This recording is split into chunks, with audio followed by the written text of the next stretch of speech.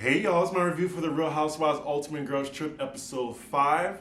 This, as well as 4, was one of my favorite episodes so far of the season. It was just as explosive as 4, so let's get into it.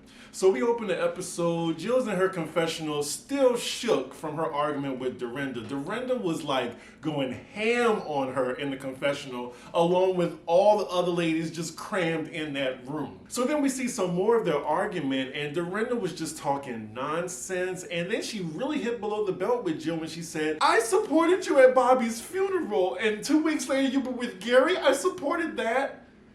The shade? Really? Did she really have to bring that up? That she was dating someone 2 weeks later? And what? And I bet Dorinda don't even remember saying that. Meanwhile, we see Dorinda in the kitchen talking to her butler about the itinerary for the day. And it looks like they're going to be doing a hot air balloon activity. So they show us the rest of the itinerary for day 5. And it's the hot air balloon, followed by breakfast, lunch at Moon Cloud, pool hangout, and the Red Lion Inn. We're back with Jill in the confessional, and she's saying that somebody needs to say something about Dorinda's behavior because it's now out of control. She has made 3 people cry in 5 days. So a little side note, I read some of y'all comments and y'all told me that the reason why they're in the Berkshires is because Vicky was not vaccinated, so they could have went somewhere else. I can't believe they held up the entire production just for Vicky. Like, they could have got someone definitely to replace her, like Sonia Morgan maybe, or, well, I heard Vicky is like the OC version of Ramona, so I'm guessing they just really was banking on that drama. Now, this cast is so good that, you know, the Berkshires, it didn't even matter where they were. Y'all, I hope they have a second Ex-Wives season at a different location because I think they really struck gold with this cast because they have a great dynamic. Even Brandy yesterday on Twitter was like, they need to have a reunion for this. It's so good. It looks like the ladies are starting super early in the morning for this hot air balloon ride. This looks like such a fun activity. Now, I'm extremely scared of heights, so I'm not sure if I would get in one. Every time I'm near like a high structure, it doesn't matter, like I think of myself falling off of it. That's how scared I am of it. I would definitely be holding on to someone for dear life while in that hot air balloon, and I would ask for a parachute. We see Phaedra coming downstairs, and I really do think she got a wig for every day she's gonna be there. So it looks like everyone's gonna be in the hot air balloon except for Brandy, and Eva's doing her radio show. So Dorinda leaves the patio area for a second, and Jill tells the other ladies she's just acting like nothing happened last night. She probably has no recollection of it. I would be like, Jill, like, do you know what you said to me last night? We have to discuss this. We can't just move on like nothing happened. She's telling the other ladies that she definitely wants to have a conversation with Jill, but probably right now isn't the best time, so a little later. Dorinda comes back to the area where they are, and she picks up a little frog and it pees in her hand. Absolutely gross. So when she goes inside to wash her hands, Jill is talking to Taylor about the situation, and Dorinda's ears must be burning every time someone talks about her because she goes outside and Jill is like in mid-sentence and she stops. Dorinda's like, oh no, you don't have to stop because of me. You can finish your conversation. So then it's a little awkward, and Jill's just forced to confront Dorinda about what happened last night. Jill tells Dorinda, no, we can talk about it after the balloon ride, and Dorinda's like, oh no, let's talk about it now. Look, just like what Phaedra said, like Dorinda, she loves confrontation, it feels like. Like she will get with you, sober or not. Jill asked Dorinda, do you remember what happened last night? And Dorinda says, yeah, I remember you were asking Eva to sit in on her radio show, and I just thought it was a little thirsty. Everyone is calling Jill thirsty. I mean, is she thirsty? I think she's passionate to get back on the show. Yeah, Jill's thirsty, but a lot of the other women are thirsty too. Like Dorinda's thirsty, I think Tamara's thirsty, Vicky is thirsty. I think it's a case of the pot calling the kettle black. Like all these women are pretty much thirsty aside from the Atlanta girls and Brandy. I just don't understand why Dorinda was so offended on Eva's behalf. Like I just think it's because Jill just gets on her nerves that much, and she just wanted a reason to go at her. So as Dorinda's calling Jill thirsty and berating her for daring to ask Eva to sit on her radio show, Jill wants everyone else's opinion on the matter because she thinks what she did wasn't that big of a deal. And I agree with her. We see everybody in their confessionals, like I'm guessing the producers asking, do you think Jill is thirsty? Everyone just has a nice response for it. It's just a part of Jill's personality. And I think the other ladies just tolerate it. Like, we all have friends that, have a part of their personality that irks us, but it's not that big of a deal where we have to like mention it. But then you have some friends who won't tolerate that and it gets on their nerves and they'll be really vocal about it. Jill tells Dorinda, well, I understand that, but why you have to be so mean about it? And definitely agree with Jill on that. Dorinda is just mean when she's drunk. Not fun, mean. Dorinda's taking no accountability at all. She was like, I don't have this problem with anybody else. And production quickly reminds us like how she went off on Vicky. She went off on Brandy, Jill, Tamra. Shit. So they're going back and forth now. Dorinda's doing her quintessential like condescension and marginalizing people's feelings and gaslighting. She's like, you're the one making a big deal about this. I don't understand. You're just being thirsty. You want to talk about this? There's just so much going.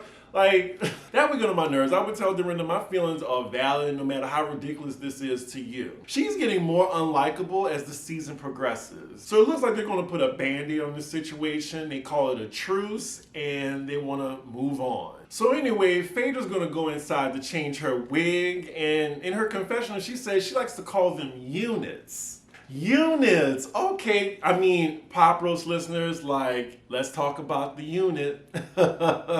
Oh, I remember that segment. We don't do that as much on Pop Roast anymore, but y'all remember, if y'all go back, we used to talk about the unit a lot. And okay, Phaedra, for this wig change, I like the dark better than the blonde. Y'all, we are only in the first 9 minutes. I cannot believe this. I definitely could not combine episode 5 and 6 if I wanted to. So they finally start the hot air balloon ride. They're going 3 at a time, and it just looks like they're going up in the air over 500 feet, then coming back down. Not Vicky asking the attendant the odds of the hot air balloon crashing. Like, if I was in a hot air balloon with her, I would be tempted to push her out of it. So then they all head inside for breakfast, and we see Brandy telling Dorinda that she thinks Jill isn't over it yet, and they didn't really resolve the issue. They just agreed to stop talking about it. So yeah, like Dorinda just won't apologize or take any accountability for her drunken actions. So then we see Jill in the kitchen talking to Eva now, telling her what Dorinda said, and she's asking Eva, do you think I was really that thirsty?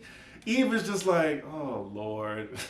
Here we go. It must be awkward for her to be the catalyst of Jill and Dorinda's fight. We get more confessional talk from the ladies on whether Jill is thirsty or not. I mean, Vicky said that she's overbearing, and Brandy's just like, we know Jill's thirsty. She's the thirstiest person here. Jill knows that. The way Brandy says it is in a shady way, though, and she even said it on Watch What Happens Live with Jill sitting right next to her saying, yeah, Jill's thirsty. I'm just tired of hearing the word thirsty at this point. It's literally been said 30 times so far in this episode. So while Dorinda's upstairs, the ladies are talking about the fight between Jill and Dorinda last night, and Vicky is like, just the fighting at night with the drinking. She called Dorinda a psycho bitch.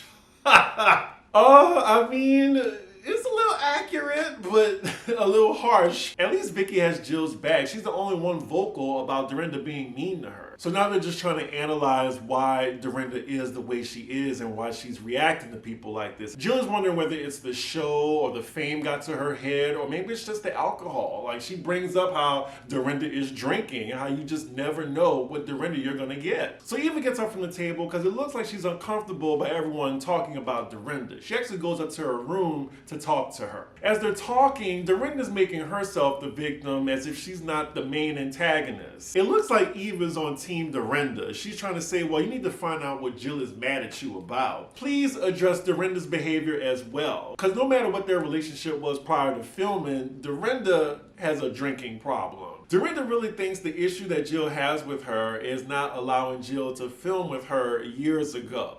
Just marginalizing it all to that. I think I'm Team Jill on this. Like, Dorinda owes her an apology. So it's later in the day and the ladies are headed out of Bluestone Manor for once, and they're going into the city for lunch. So they're at this cute cocktail bar, and side note, for the people that watch OC, like, did y'all like Tamra? Because my first impression of her, I actually like her. So they're all outside for lunch, and of course Brandy wants to play a game of questions, starting with Phaedra.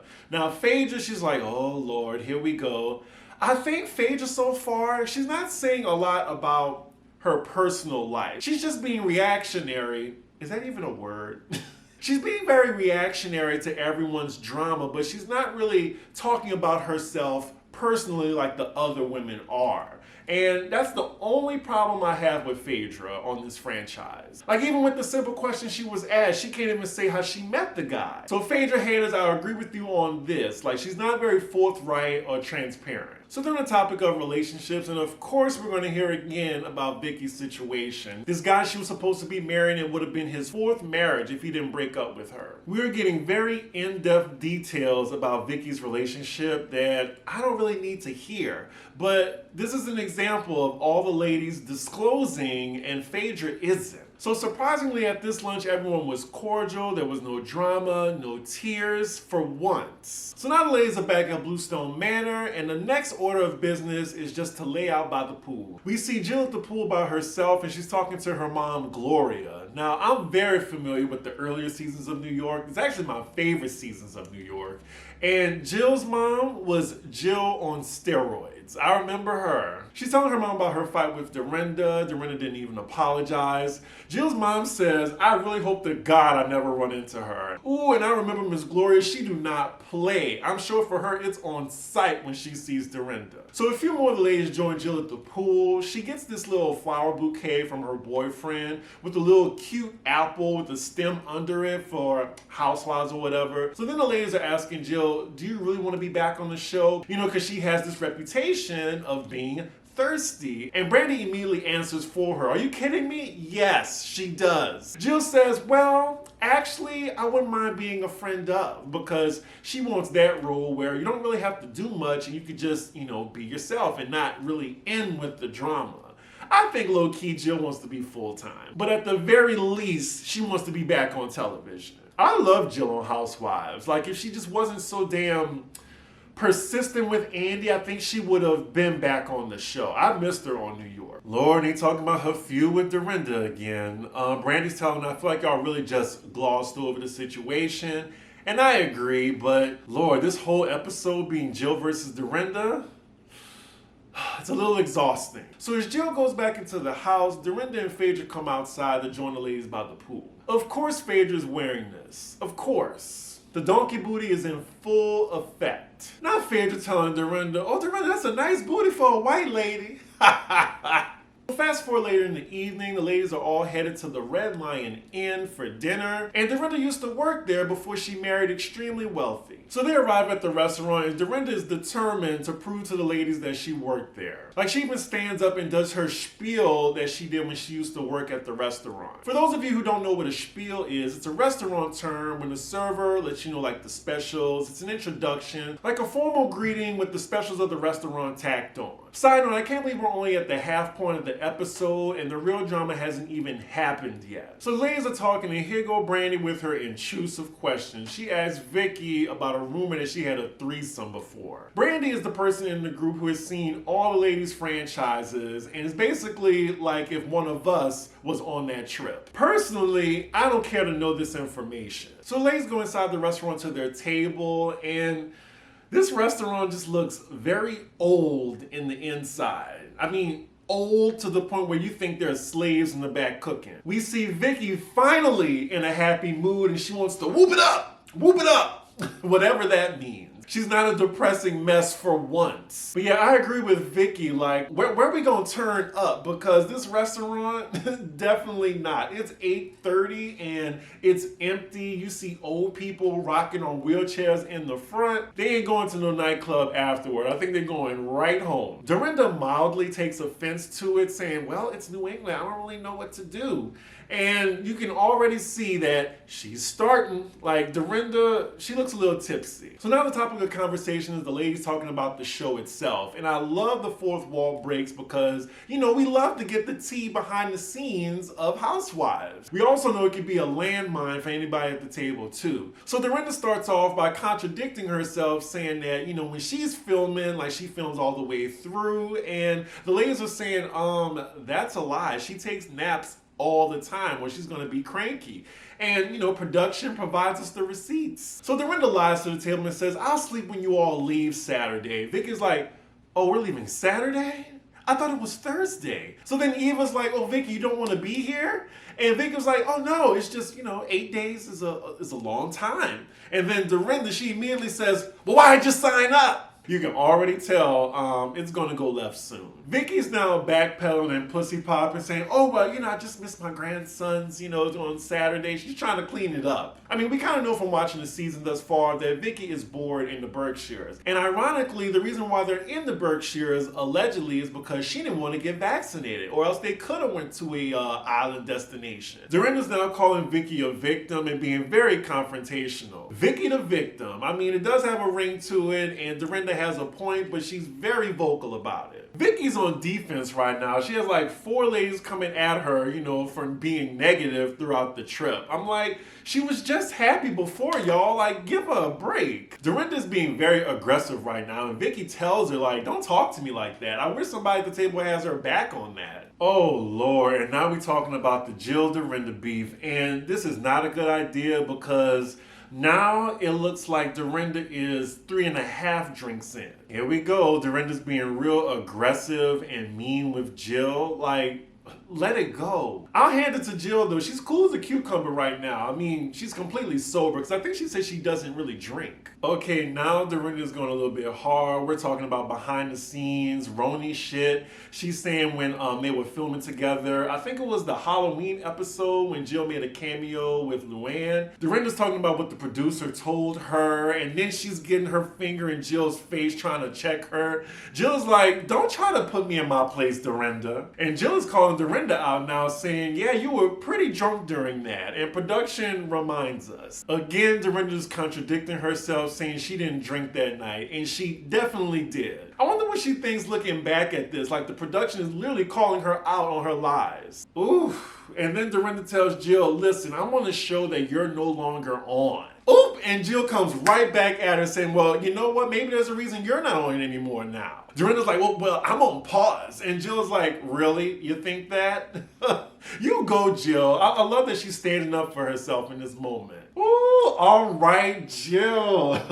Dorinda tries to come back at Jill by trying to call her thirsty and trying to get back on the show. Dorinda, you brought up the show. And then Jill is like, oh, you trying to call me thirsty, honey? Have a drink. Have a drink, because you're thirsty. Don't call me thirsty, honey. Look, at this point, I was yelling at my TV cheering on Jill because Dorinda is way out of pocket. Here we go now with Dorinda telling Jill she ruined the whole night. Like, she had her 4th cocktail. She's drunk at this point, but then, there's wasted, mean Dorinda coming up. So Brandy actually comes to Jill's defense in this moment and points out to Dorinda how mean she was by bringing up Bobby's funeral to her and then talking about her going to her boyfriend 2 weeks later. Dorinda acknowledges that and tries to make it seem like she was just saying a fact, but Jill is like, Dorinda, that was mean. And I agree, like Dorinda brought that up to shade her, obviously. So now they're on the topic of Bobby's funeral and Dorinda telling Jill that she forced them to film.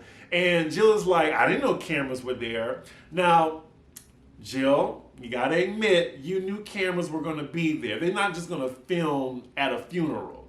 But to Jill's point, she didn't let them inside. She let them film outside of the funeral. But Dorinda is latching on this to try to prove how thirsty Jill is by contacting Bravo to film her husband's funeral, which can be seen as desperate and tacky. So now they're bringing Bethany up, and now it's like Jill's word against Dorinda now. Like Jill is telling her, why don't you call up Bethany? Y'all, we still have 15 minutes left. This is going to be a long-ass video. I apologize. So much is going on. Charlie even bringing Andy Cohen into it. Jill's like, why don't you call Andy? Call him.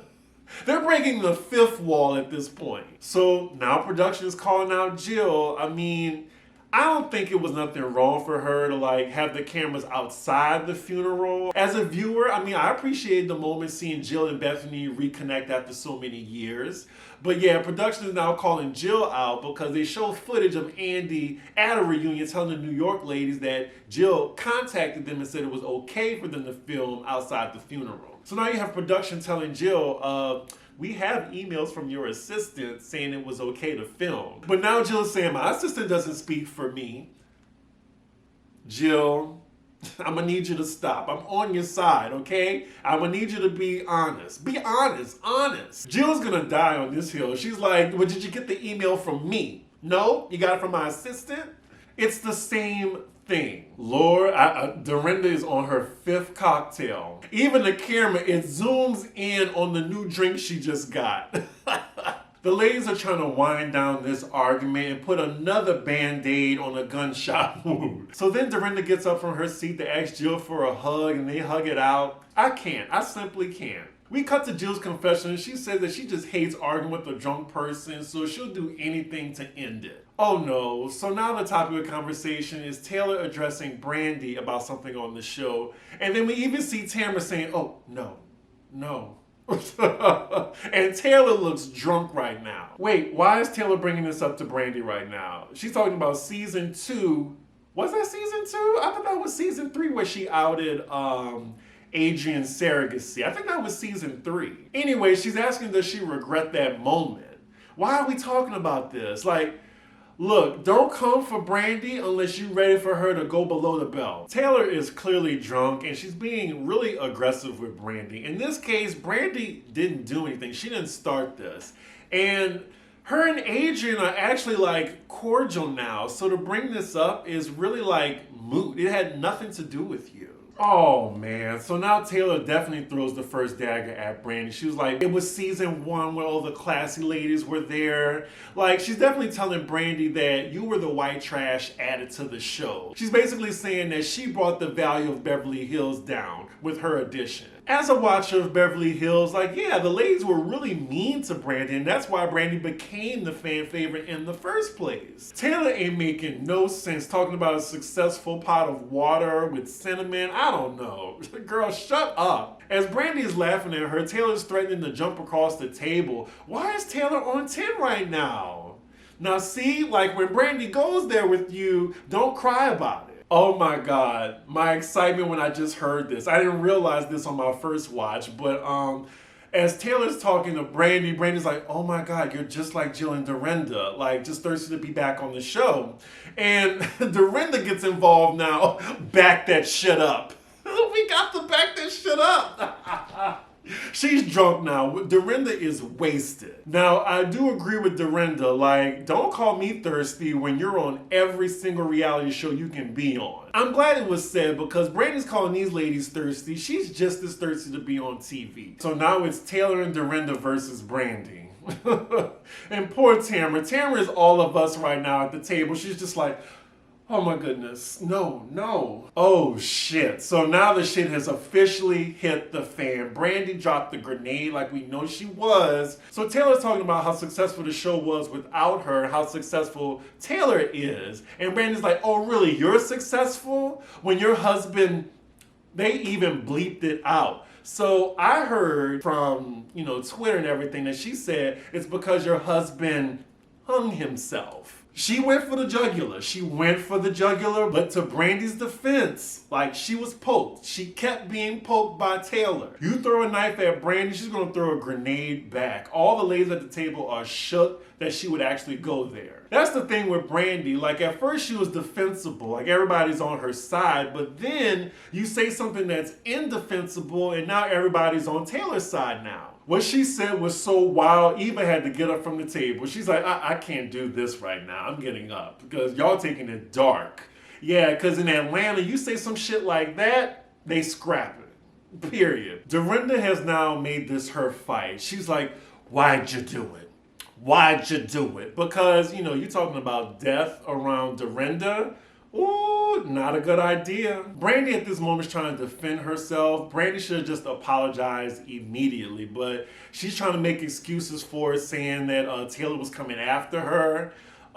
Be that as it may, like, that was a low blow. Especially how graphic her comment was that they had to bleep it out on Peacock. Not even Bravo that's on TV. This is like streaming. Brandy then gets up from the table before she says anything else explosive. So Jill and Phaedra go after Brandy to calm her down, and she's venting to them right now. So far in this argument, they're both wrong. Like, Taylor started this fight with Brandy, especially trying to belittle her at the table in front of the ladies. And then Brandy just took it way too far by bringing up her dead husband, which was just super foul. So yeah, like, they're both wrong. We come back to Brandy talking to Jill and Phaedra, and she has no remorse remorse over what she said. We're back at the table with the other ladies, and Taylor's trying to explain to them why she brought it up in the first place. Eva, she just went somewhere to smoke a joint or something like that because I guess even this is too much for her. So the ladies all come back to the table. It's cordial for now. But Dorinda takes this moment to address Brandy about what she said to Taylor. She's like, don't ever say that shit about her husband again. You should never go there, Brandy. I love you so much. What if your son died? What? Wow. Oh, shit.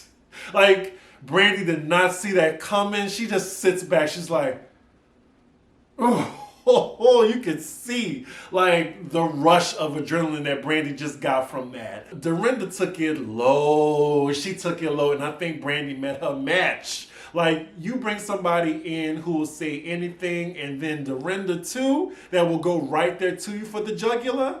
Like, we've seen Dorinda go off on Sonia. So, ooh, for her to have this energy for Brandy, everybody at the table shook. It was like radio silence. Even Dorinda's personal cheerleader, Eva's like, Dorinda. Dorinda is still oblivious to the gravity of what she just said. She's like, how about it? What if that happened, Brandy? All the ladies at the table are in agreement. Don't discuss anybody's child, not even in that like light, hypothetically. We cut to Brandy cracking her knuckles in her confessional. She ready to fight. She is ready to fight. Ooh, Lord, this moment. Oh my God. Brandy leans in. Don't you ever fucking talk about my kids. And then Dorinda's right with her. Like, well, I'm just saying, Brandy. Like, you, Brandy, like, she just sits back. She closes her eyes. I really think she wanted to launch against that table and choke Dorinda out. Oh, that would have been something. Oh my goodness. Brandy again gets up from the table before she clocks Dorinda. She's so angry, she even jerks her arm away from Phaedra. So Brandy heads immediately to the bar to ask the bartender for a shot of vodka now. Eva gets up from the table because it's too dark for her. And then Phaedra and Jill once again goes to Brandy to calm her down. Brandy is fucking pissed. She apologizes to Phaedra though from jerking her arm away. Jill tells Brandy that Dorinda, you know she's drunk. Brandy says she doesn't give a fuck. As Phaedra and Jill trying to calm her down, they both in unison say two wrongs don't make a right. Jill's like, oh, jinx. In this serious ass moment. I love this episode. Brandy's telling Phaedra how much she want to fuck Dorinda up. Phaedra tells Brandy that Dorinda is old enough to be her mom. You trying to fight that lady? Brandy corrects her and says, actually, Dorinda's only 5 years older than her. So then they all burst into laughter, even the bartender. The camera zooms in on him. He puts his hand over his mouth. To me, it was funny that the bartender was putting his hand over his mouth with his mask on already. That bartender is cracking up. That is so me if I was working that event right now. And what made this scene so endearing is Phaedra being able to make Brandy laugh in that moment as she's seeing red. Like, this scene was definitely the cherry on top of this amazing episode. Oh shit, and it's still not over, y'all. Dorinda then gets up to try to talk to Brandy and try to scold her. But even before she could get a word in, Brandy's like, bitch, get away from me right now. You have Phaedra in between them trying to get Dorinda away from Brandy. Look, Dorinda, sit back down. Sit back down. Brandy will hit you. They are face to face right now. Brandy was like, you referenced my fucking child? Y'all, this might be one of the top 10 episodes of Housewives of all time amongst all the franchises. Dorinda is not apologetic for her behavior at all to Brandy. She came to scold her, and Brandy's like, bitch, I will beat you up. So yeah, dinner is ruined. Brandy is outside now with Phaedra and Eva. The credits are finally rolling, and Jill suggests they get a car separately. So we're back with the other ladies at the table. Dorinda's still a hot, drunken mess, like speaking gibberish right now. So the ladies then decide that, you know, it's time to go, and they help Dorinda up out the restaurant. And that is where the episode ends, y'all. This is gonna be a 40-minute episode. Jesus Christ. This was amazing. Absolutely amazing. From the beginning to the end. This is Housewives on steroids. Thank you, ladies. This cast delivered. We almost had 2 white women going to blows. I mean, y'all let me know what y'all thought about this episode. I think I've said enough. I'm going to end it right here. Make sure y'all like, comment, and subscribe, and I will see y'all for episode 6. Bye.